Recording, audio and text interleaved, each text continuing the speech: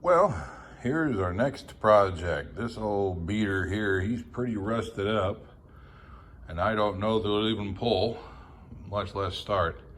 So we're gonna kind of dig into this guy here and see what we got inside. So, it's actually a pretty neat design. One of the things is the filter is bad on top. It's really gonna need a new piece of cloth filter to limit the air, because the air is so limited going through here that it's not going to be able to get any air. But if you'll remember in our last video, we talked about a carburetor. Here's your butter, here's your choke, right here. Instead of having a butterfly, there's a manual choke on the side. You pull it out, just a slide choke. So that's pretty cool. I've never seen a design like that. This is fairly old. I would imagine this thing does pull and it does turn over.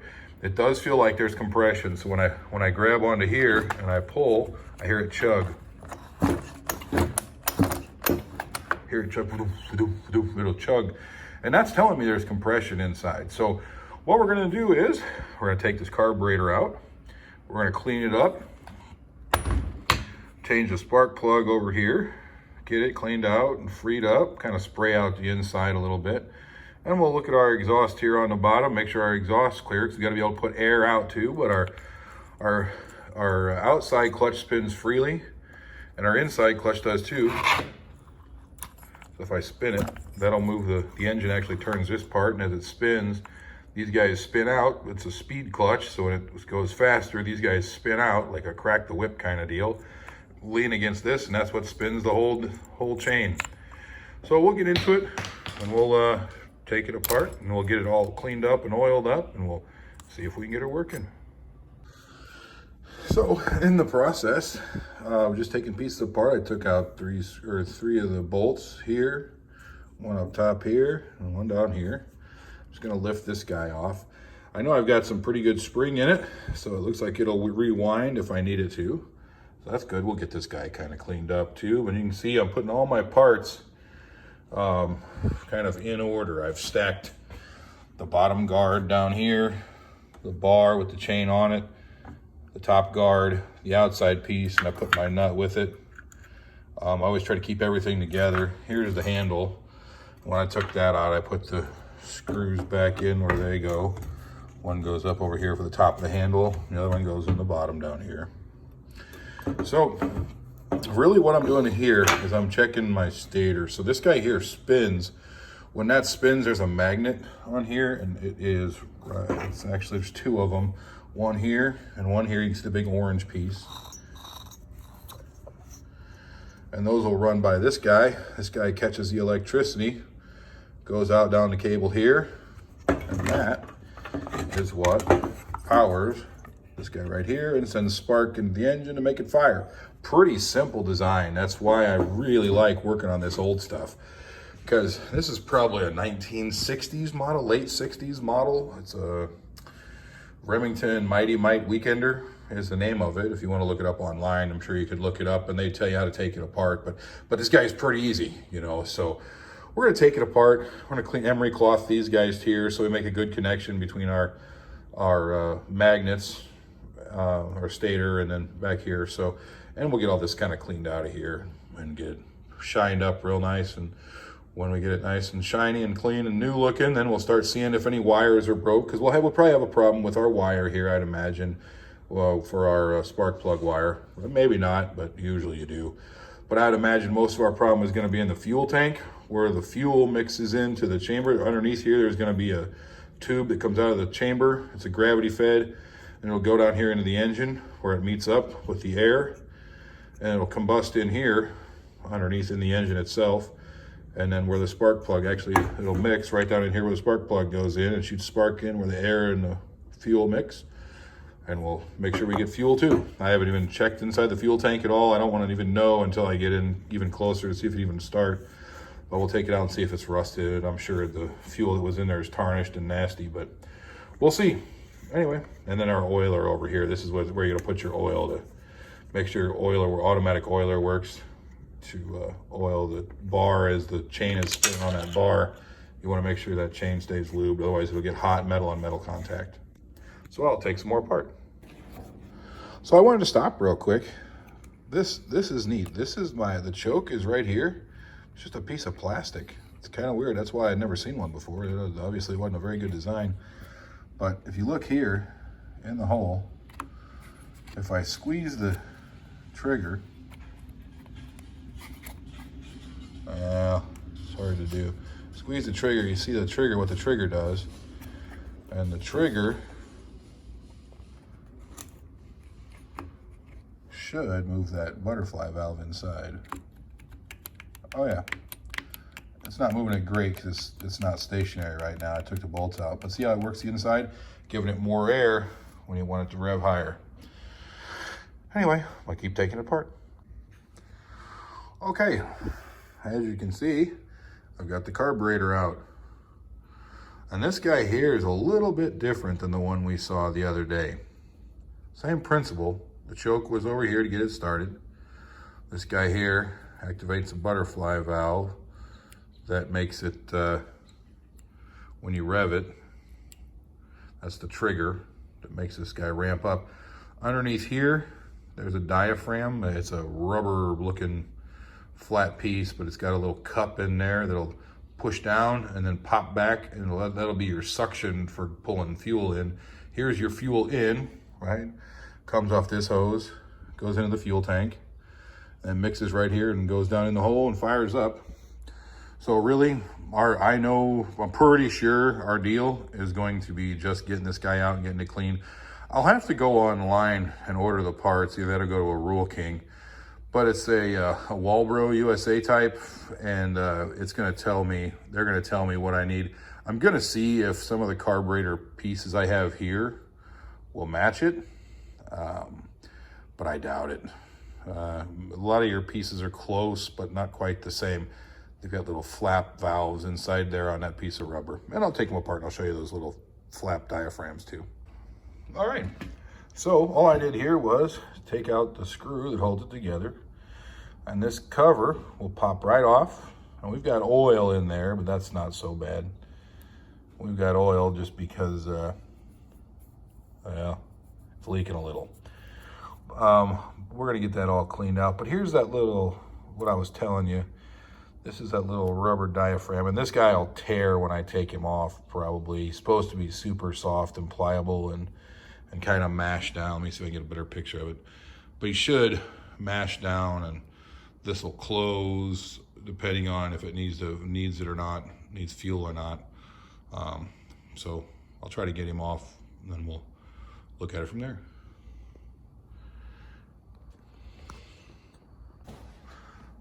All right, so miracle of all miracles happened. I got that carburetor gasket off without tearing it. I'm pretty sure I'll need a new one, but we'll have to see exactly what it's doing and how pliable it is. But you can kind of see the inside workings or how it works and where the port is and where it matches up. So here's the other side. All I did was take out the 4 screws. We're gonna take this cap off. This is the side I was telling you about that has the diaphragm. Underneath here, it pops in and out. And this has lost all of its elasticity. So this guy's not gonna be sucking fuel like it needs to be on every cycle. So I'm gonna take this guy off, see if I can peel it off in one piece so I know what to match it up to when I go get parts, just in case nobody has specific parts for this model. We can match up the different gaskets. All right, this is where we're gonna start seeing things that look kind of familiar. This guy right here, this is the inside. This is basically that needle valve right here, and I'll use a screwdriver here. This is what was on the underside of that gasket. When it sucks fuel in and it needs fuel, it takes pressure off right here. When it gets full up, it pushes down, and you can see it pushing down. When it pushes down, it goes on the rocker here. And okay, well, good job winning. And then it goes on this rocker, and down here in this hole, that's where that needle valve is. And that needle valve has a spring on it again, like I told you. And I'll show you that when I get her apart. All right, so I've got my helper here with me. So what we're gonna end up doing is, there's a screw right here. That screw is a set screw, and that screw is holding that bar in. That bar, we're going to take that bar out. This whole piece will lift out. Now remember I told you there's a spring underneath here, so you got to make sure we don't lose it when we take this screw out, or it's a machine screw. When we take it out of here, we don't want to lose that spring underneath here. And these are a little bit tricky to get back together, but we'll take it apart now. What is this tool? That's a screwdriver, a flathead screwdriver. All right, so what we did was we loosened this screw, and then we took out this piece up here. There's a spring, the flip valve, the bar that holds it in where the set screw holds it down, and this here is the needle that plugs this hole. Again, here's where your fuel goes in, and look how dirty and nasty this guy is. He's awful dirty and sticky and gross and nasty. Ew. So we're gonna get him cleaned up. Yeah, ew. So we're gonna spray him off and clean him up, and then he'll go up and down our hole real easy. And again, I'm keeping my pieces kind of together in the order where they go, so I know how to put them back in. I'm gonna take this guy off too. I left the gasket on here. I took the baffle off, but I left the gasket on here. Can I screw that? What is this? That's a screwdriver too.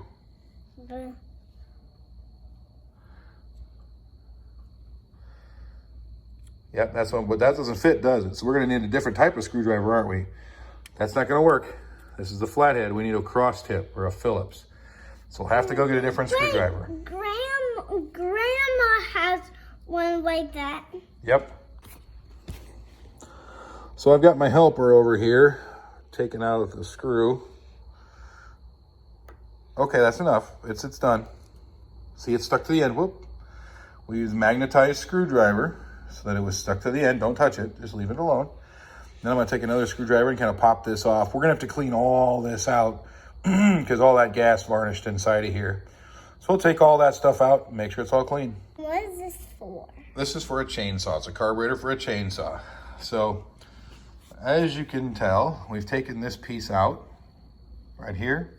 I don't know if you can see or not, but there's grooves inside of this carburetor, and those are jet holes. So we need to make sure those are clean and fuel is getting in. I'll see those little holes in there. Yeah. And then on the back of here, if we look close, there's grooves where the fuel has to go and get through. And then a disc has to be clear too, and we can see through it. I don't know if they can on screen, but we can see through it. So it looks like that's clear. We really just have to make sure everything's kind of clear all the way around it. Now you have to be careful because inside of here, that hole, there's a screen. And that screen is what's gonna filter a lot of our stuff out. So we do not want to punch that screen and get it out of there because we don't want to put a new one in. That one looks pretty clear. We'll spray it with some gum out or carburetor cleaner, but hopefully it'll work and clean everything out. And then we'll grab a needle and start punching holes.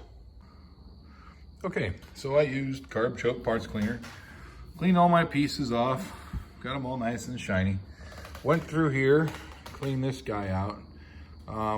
The bottom hole, or the side, as you're looking at it on your right side, that's where the needle valve goes in. If we look at it on the other side, there's a hole right there where the fuel comes out. That's where I told you that screen was, and that is that guy right there. Real light screen, man, don't mash it or it's over for you. So I got everything sprayed out, cleaned up, got this guy looking nice and shiny. He's got a real good movement on the butterfly valve. As I take my thumb and push against it, you can see how that flutters back and forth, opens all the way up, no restrictions. Everything's working pretty good. I'm gonna try to put this guy back together. So honestly, here's the hard part. I've got my needle back in, got my spring up top. Now I've got to put in this guy right here and put my set screw back in to hold it. This is the part where you lose your spring and you start cussing. So I'm gonna turn this off and I'll show you when it's done. All right, so I got her back together, but we've got a problem because that needle isn't going up and down. If I push on this, you can see it's not falling down in the hole. So I've got something plugged at the bottom. So I gotta take it back apart. Oh, watch that spring underneath here. Take it back apart, clean that hole out a little bit better, I guess. There's something in there that ain't letting it flop up and down. So here we go. And I'm gonna try to show you this hole don't know if you can see in there or not, but there's some kind of goo inside of there, and it's making it so that something, it isn't going up and down. You can't really see it real well, but inside of there, trust me, there is, you can see a little bit of that lip there. Some kind of goo in it, so I got to take it all, I got to clean that out, get a little emery cloth, roll it up and stick down in there, and I'll show you what that is. Cloth, it's a real fine grit sandpaper. I didn't explain this last time, but it's a real fine grit sandpaper. What I'm gonna do, I'm gonna tear a little edge. It comes in like a big roll, like duct tape or something. It's 100 grit, so I'll and your higher the number, the finer the grit. So if you have 200 grit, it's a real fine. It won't take much off, just kind of scuffs it up. If you have a 20 grit, that'll make it it'll make big gouges in the metal you're working on. So you don't want to do that unless you're really trying to take off a whole lot of metal. So I'm going to take this guy here, take that down, kind of roll it up like that, stick it in that hole and try to get it clean out. Hey, well, I got it cleaned out. And you can see now when I push down, this guy goes up and down, he reseats. So that's good. We got that guy back there. I'm gonna try to put these guys back together. I doubt those diaphragms will work anymore. And I'll try to see if I've got a spare one sitting around here, because I've rebuilt 7 already this year. So I may have a spare one up in my carburetor bin, but which is up here, one of these drawers here. Got carburetor and fuel stuff in it. So once I check to see if I got new ones or not, I'll put the old ones back in and we'll see if we can get it to work. If it works, great. If not, I'll have to go to the store and get some. It's about $2.50 maybe for these 2 pieces here. And then I'll also take out that half moon here and put that gasket in too. But I'm gonna try to use what I got. I don't wanna spend any money if I don't have to. Okay, got him all back together. It kind of is foolproof, I'd say, a little bit. It's you make sure that, so we saw that diaphragm went in here underneath this side and had that spoked wheel, that metal spoked wheel. That's got to go toward toward the actual carburetor, and it'll push out. When it pushes out, you've got to have your hole clear here too. I got to clean that out, a little bit dirty, so that diaphragm has place to expand when it pops out, and then sucks fuel when it pops out, and then squeezes down as the fuel gets used, and then it pushes back out. So I got to clean that hole out. Other than that, I'm going to clean out the inside here where it was attached, but I got to plug that hole. I don't want to blow any dust inside of that, inside of the chamber there. So I got to plug the hole, then I'll get a blower and blow it out, and we'll see how it goes together. Okay, so you can see my carburetor's back in. I've reconnected the fuel line. I made sure that my line went into the butterfly valve, so if I squeeze the trigger, it'll open that valve. There's a little screw straight down from it, little knock sticking out. Let me see if I can point that out here. So right here, that screw is a set screw to maintain idle. What it does is it limits how far that butterfly can go. So if I squeeze my trigger, it'll move the whole thing right now. So let me put my bolts in. And then once I put my bolts in, we'll see if that trigger opens it up, and it should go just fine. All right, so I've got my plate back on. You can see my choke. To get to when I start it, I want to choke it so it has less air. And as it warms up, I'll open it up. You can see now if I squeeze my trigger that it's moving the butterfly, and you can see it inside opening and closing. So those are all back together. I did see one problem though. Down here, when I took off my fuel line, I tore it. So I don't know if that'll hold or not. I'm gonna grab a zip tie and I'm gonna zip tie that tight. I think it's only tore on the end, but I can't really tell. So I'm gonna try to zip tie it and hold it tight, and we'll see if we have fuel loss. If I see fuel leaking out of there, I'll have to replace it, and that line goes all the way from there into the back hole right there, into the tank, down to the bottom of the tank, and there's a filter on the very bottom of it. Probably wouldn't hurt to replace it anyway, but man, is it a pain. So anyway, that'll be what I'm checking next.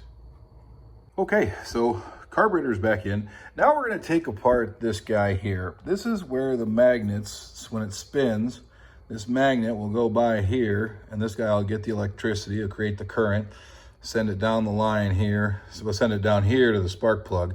This here just goes with shut off. This is my on off switch. This cuts the power, cuts the ground. So if you ever have a chainsaw that's not working, or they won't shut off, all you have to do is open this side and cut this line, and it would die because it's not grounded then, and there's no way to make the circuit. Or take your spark plug cap off, I guess. Just depends how brave you are and how much you want to get a little tickle. But at any rate, let me take this guy off, and this guy's cleaned up pretty nicely for being this big a piece of junk as it is. It's cleaned up pretty nice. So I'm gonna take this guy off, clean this up, emery cloth it a little bit, and we'll see what we've got. All right, so I disconnected the magneto, and you can see here, this plate here, it's a horseshoe that connects inside, and it's got a wire wrapped around it. It's got a little horseshoe like this, and the wire would be wrapped around this, right? See, here's the top part of the horseshoe right here. Goes down here, up here, and in, and there's wire wrapped around this leg, or the other leg. So what we're gonna do is we're just gonna clean this guy up, shine up these pieces so they make good contact when that magnet goes by. And this guy'd probably work. I don't know, he looks pretty good. So we're gonna again shine it up. I got this guy cleaned up, pretty shiny. So it makes good contact. Then I'm gonna look at my magnets. See how my magnets are all rusty on here? So as I go through, I'm gonna clean that side, and I'll clean this side too, just to make sure there's no burrs sticking off that'll drag against it. But mostly, I'm gonna clean this up right here. Make it shiny so it hits on these, makes good contact with the guy right there. So I cleaned everything up. I want you to see how much gap is right there between this guy that spins and the actual contact point. We do not want those touching because they'll rub, and then it'll create heat, more heat than we need. So really what we're gonna try to do is I'm gonna push it back just a little bit. I gotta get my light so I can see the other side. But this guy will slide back and forth a little bit. He's meant to do that. As they wear, you can get them a little bit closer or whatever, but you want to make sure they're not touching is the crucial key, a crucial point to that. All right, so all back together. I think we've got our gap right and our spacing right. Next thing we're going to do is take out the spark plug here. Make sure it's cleaned up and shiny. It's probably bad, but we don't know that for sure, and I don't know that I've got a replacement handy. So I'm just gonna try to clean it up and stick it back in there, see if I can get this sucker to fire. I should be able to put some gas in her tonight, or some gas oil mixture. Because actually on this engine, that's a good point. On this engine, there's no oil tank. The oil you mix in with your gas. You can go to your local hardware store and they'll have a fuel oil mixture, and you add usually one little can of oil to a gallon of gasoline and mix it up in your jug, shake it up and pour it in here, and it burns oil while it burns gas. So this guy doesn't have oil for the engine. It does have oil up here in this tank, but that's going to shoot out of here and go onto your bar and chain. It's called bar and chain oil. It's a real heavyweight oil. But yeah, this guy does not have oil in the engine. He uses it when it mix it with the gas. So I'm gonna take out the spark plug, clean it up, and we'll stick it back in and see what it does. All right, here's our spark plug. As you can see, it's got a little bit of carbon built up. Not really too bad. I think we clean him up, we'll put him back in there. And we'll try to see if our gas tank will get gas through, and see if we're getting spark or anything else. We're getting close to putting gas in to see if we can get it fired up. One of the things I didn't show you was how you get that spark plug out of there. This wire, you just wiggle it and it should come right off. And then I just used a socket, and that socket's got a rubber grommet inside to protect that the ceramic coating on the outside of that, the ceramic on the outside of the spark plug. So, and then when you're done, you take it, stick it back over. You hear it click when it goes on. And I'm gonna put some gas in it, see if I can get it to fire up. Well, everything's back together. I think I'm getting fuel. It won't start, and I think I'm gonna have to change my spark plug, and probably I'll change the fuel line while I'm at it. This guy should fire right up though. I heard him chugging, so we'll get after it again tomorrow. It's 10:30, so my wife kind of hollered and said I can't start a chainsaw in the garage after 10:30. So we'll pick back up tomorrow.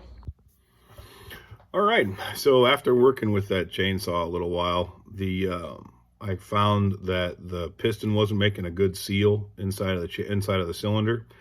So that's going to cause a massive loss of power later as the chainsaw heats up, because it's not keeping the fuel inside of the chamber.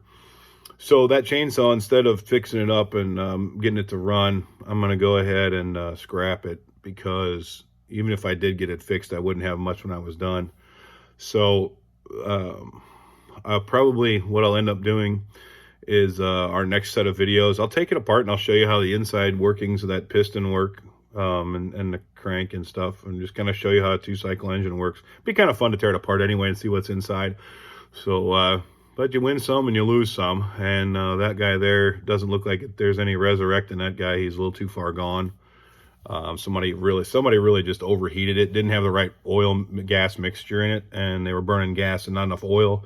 It overheated the piston and warped it a little bit, I think. But maybe we can see that when we tear it apart. So that'll be our next set.